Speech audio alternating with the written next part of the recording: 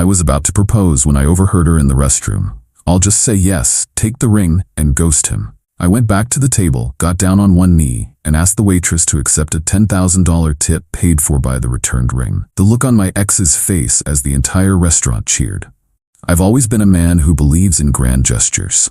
When I love completely. When I commit entirely. For the past 3 years, my world has revolved around my girlfriend, Jessica. I thought we were building a future, a real one, so I decided to make the grandest gesture of my life. Last night was our 3-year anniversary. I booked a table at Aria, one of those impossibly exclusive restaurants where the tasting menu costs more than most people's rent. In my jacket pocket, nestled in a velvet box, was a 3-carat diamond ring. It had cost me just over $30,000. It was a symbol of everything I felt for her. There was one small practical detail nagging at me. The jeweler had a strict 7-day, no questions asked, full refund policy. After 7 days, it would be store credit only, with a hefty restocking fee. Last night was day 6. I knew I had to propose that night, not just for the romance of the anniversary, but to secure my investment in what I thought was our future. The evening started perfectly. The ambiance was incredible. The food was a work of art. Our waitress, a young woman named Sarah, was wonderful. She was professional and attentive, but I could see a deep sadness behind her eyes. At one point, on my way to the restroom, I passed an open service corridor and saw her on her phone, her back to me. She was crying softly. I only caught a few words of her hushed conversation. Don't know how we're going to make the payment. Mom's next round of treatment starts Tuesday. I just need a miracle. I felt a pang of sympathy for her. It was a brief, private glimpse into a real person's real struggles, a stark contrast to the performative luxury of the dining room. I continued on to the restroom, the moment sticking in my mind. As I was washing my hands, I heard voices from the adjoining women's restroom. The acoustics in old buildings can be strange, and the voices were unnervingly clear. One of them was Jessica's. The other belonged to her best friend, who I knew she was texting. She must have had her on speakerphone. "He's definitely going to do it tonight," Jessica said, her voice giddy and triumphant. "I can feel it. He's been acting nervous all evening." "Oh my God, did you see the box?" her friend asked. "Is it big?" "I haven't seen the ring itself," Jessica replied, and then she laughed. It was a cold, sharp sound that didn't sound like the woman I thought I loved. "But the box is definitely a 2-man lift. He's so predictable. He thinks a big rock will make me happy forever." "Well, won't it?" her friend asked. And then Jessica said the words that shattered my entire world. "Of course not, but I'll play the part. I'll cry, I'll say yes, I'll take the ring, I'll post it all over Instagram, make everyone jealous. Then I'll give it a few weeks, maybe a month, and then I'll ghost him. I can sell the ring for at least 20 grand. That's my down payment for the condo I want. It's a perfect plan." I stood there, frozen, my hands under the running water. The sound of their laughter echoed through the wall. It wasn't a betrayal born of passion or a fleeting mistake. It was a cold, calculated financial transaction. I wasn't a partner, I was a mark. The last 3 years of my life had been an elaborate setup for a heist, and the diamond in my pocket was the prize. A strange calm washed over me. The heartbreak was there, a deep, cold stone in my gut, but my mind was working with perfect clarity. I walked back to the table and sat down. Jessica looked at me and smiled, a brilliant, predatory smile. She had no idea I had just become privy to her entire business plan. I saw the whole chessboard. I saw her, the fake queen. I saw the ring, the prize, and I saw the struggling waitress, Sarah, a pawn in someone else's game, a good person who actually needed a miracle. A new, much better grand gesture began to form in my mind. I let us finish the main course. Then, I cleared my throat. "Jessica," I said, my voice steady, "you have made me the happiest man in the world for the last 3 years, and there's something I need to ask you." Her eyes lit up. This was it. The moment she'd been waiting for. I stood up. The diners at the nearby tables quieted down, sensing a moment was happening. I reached into my pocket. I got down on one knee. Jessica put her hands over her mouth in a perfect pantomime of shocked delight. Then I turned my body slightly and called out across the dining room. "Sarah, could you come over here for a moment, please?" Sarah, our waitress, looked up, startled. She hesitantly walked over to our table, a look of complete confusion on her face. "Yes, sir?" I looked up, not at Jessica, but directly into Sarah's worried eyes. I was still on one knee. "Sarah," I began, my voice clear and carrying through the now silent restaurant. I couldn't help but overhear your conversation on the phone earlier. I know that's an invasion of your privacy, and I apologize, but I heard you. I know you are dealing with something incredibly difficult with your mother's health. Sarah's eyes filled with tears. Jessica's smile was frozen on her face, her expression turning to stone. This ring, I said, pulling the velvet box from my pocket and opening it to reveal the diamond, was a symbol of a future I thought was real. I've just discovered that it is not. I will be returning this ring to the jeweler tomorrow for a full $30,000 refund, as per their 7-day return policy. I paused, letting that hang in the air. Then I looked back at Sarah. And I would like to formally ask you here in front of everyone if you would be willing to accept a $10,000 tip from those proceeds to help with your mother's medical treatments. The silence in the room was absolute. Sarah was openly crying now, her hand covering her mouth in disbelief. Jessica looked like she had been turned to stone. I stood up, turning to address the entire restaurant. I believe that in this life we should reward things that are real. Real struggle, real loyalty, real kindness. I also believe that some people deserve a miracle. I then turned and looked directly at Jessica, my voice dropping to ice. And some people deserve exactly what they get. Jessica, we are done. For a second there was nothing. Then, one person at a nearby table started clapping.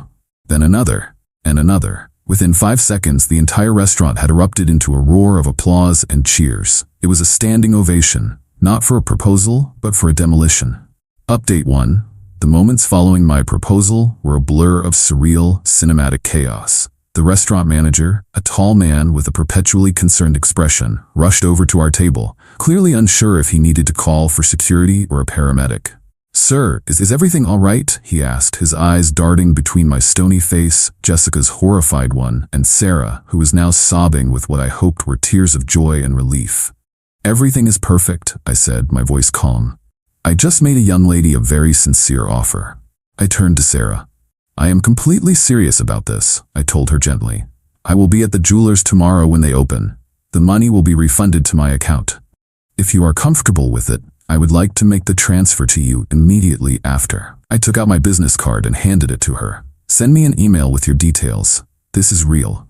She just nodded, unable to speak, tears streaming down her face. I then turned back to the manager, pulled a wad of cash from my wallet, enough to cover our exorbitant meal and a generous conventional tip, and placed it on the table.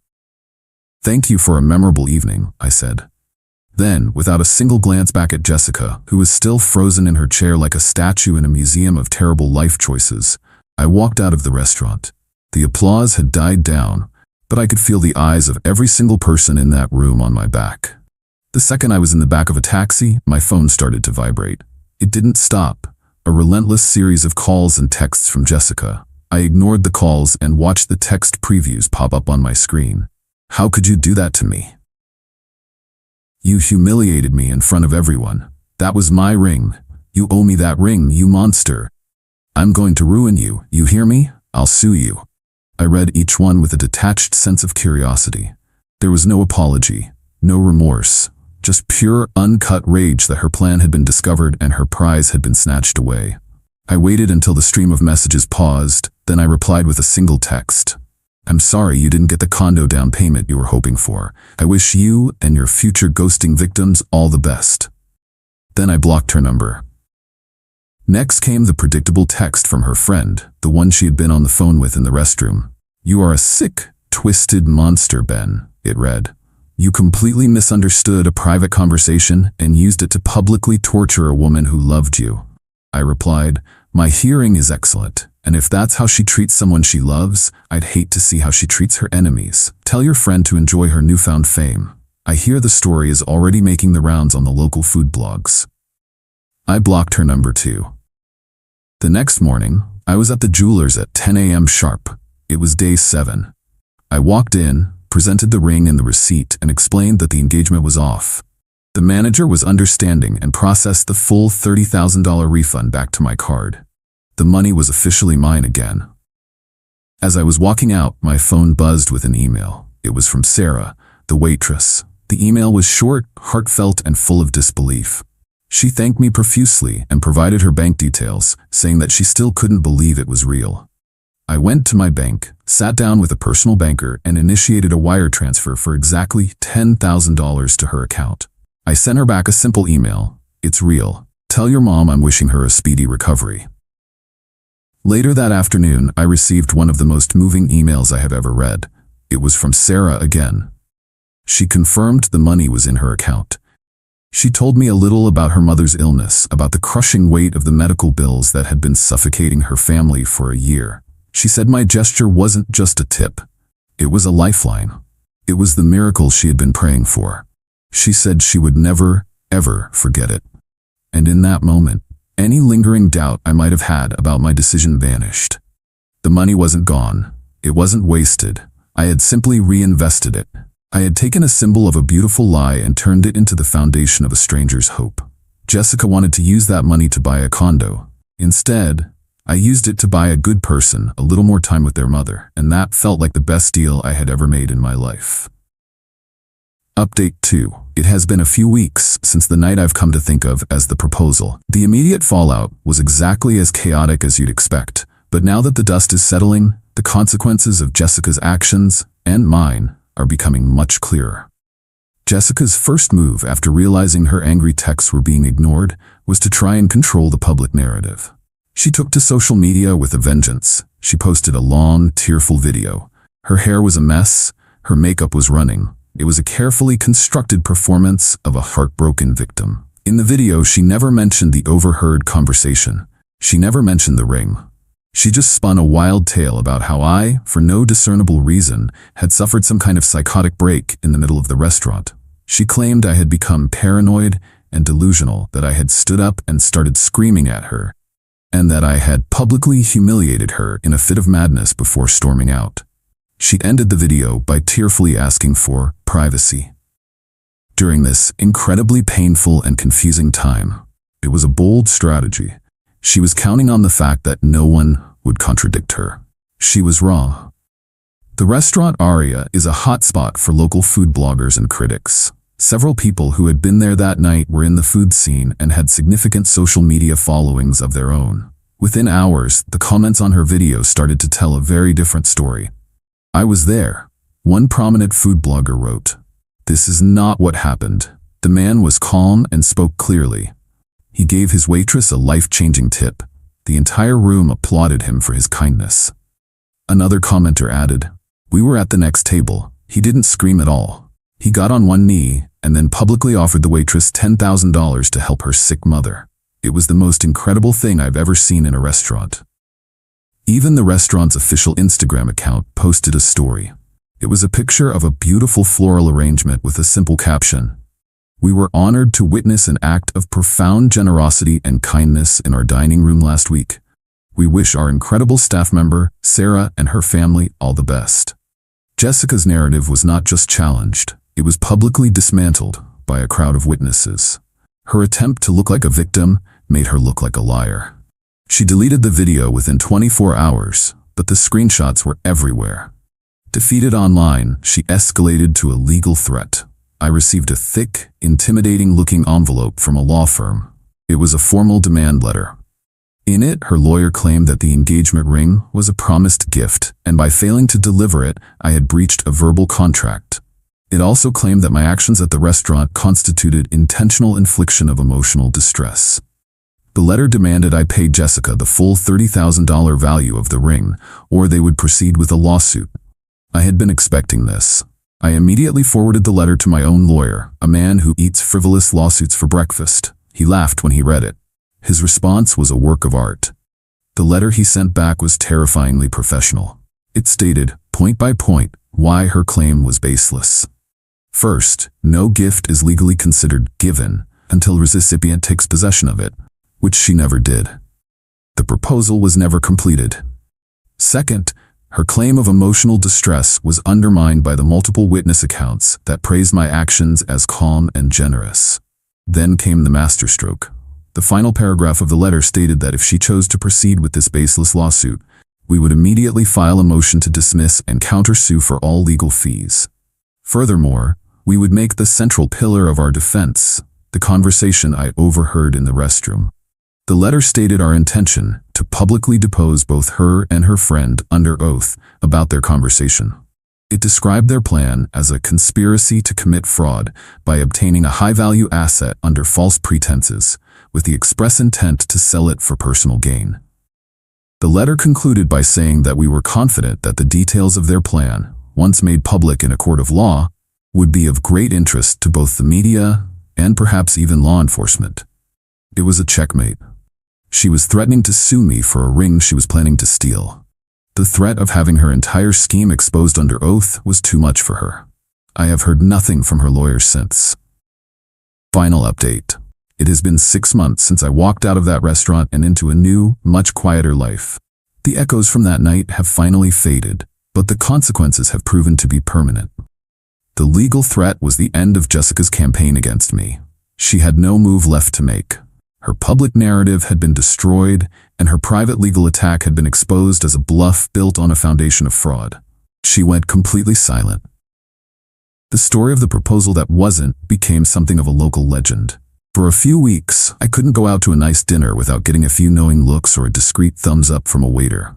It was bizarre, but it faded. The story, however, stuck to Jessica. The grapevine, as it always does, provided the final chapters. Her social circle, which was built on an image of wealth and success, began to abandon her. Being publicly exposed as a liar and, more damningly, as someone who had fumbled a $30,000 payday, made her toxic. Her friendship with the girl from the restroom reportedly imploded in a flurry of mutual blame. The last I heard, Jessica is struggling. Her plan to get a condo failed, and she's still in her old, overpriced apartment, trying to maintain a lifestyle she clearly can't afford without a benefactor. She flew too close to the sun, and the fall has been a long one. But the real story isn't about her. It's about Sarah, the waitress. About a month ago, I received a letter in the mail. It was a handwritten card from Sarah. Inside was a photograph of her and an older woman, her mother, sitting on a park bench, both of them smiling. Her mother looked frail but happy. The letter was simple. She told me her mom had successfully completed her round of treatments and was now in remission. She said the $10,000 had lifted a weight off their family that was so immense she didn't have the words to describe it. It hadn't just paid for doctors. It had bought them peace of mind in the most stressful time of their lives. It had allowed her to quit her second job and just be a daughter again. She ended the letter by saying, "You turned the worst night of my life into the biggest blessing I have ever received. Thank you." I put that card on my desk. I look at it every day. People might say I was foolish. They might say I wasted $10,000 out of spite. They are wrong. It wasn't an act of spite. It was an act of redirection. I took the energy of a hateful, greedy act and I redirected it towards a loving, desperate need. I didn't lose $10,000. I spent it. I spent it on turning a moment of personal humiliation into a spectacle of public justice. I spent it on the priceless memory of the look on Jessica's face. I spent it on the sound of a room full of strangers cheering for an act of unexpected kindness. Most of all, I spent it on that picture of a mother and daughter sitting on a park bench, smiling. Jessica wanted to use me to get a piece of property. Instead, I used her greed to give a good person a piece of their life back. And I can tell you, without any hesitation, it was the best money I have ever spent.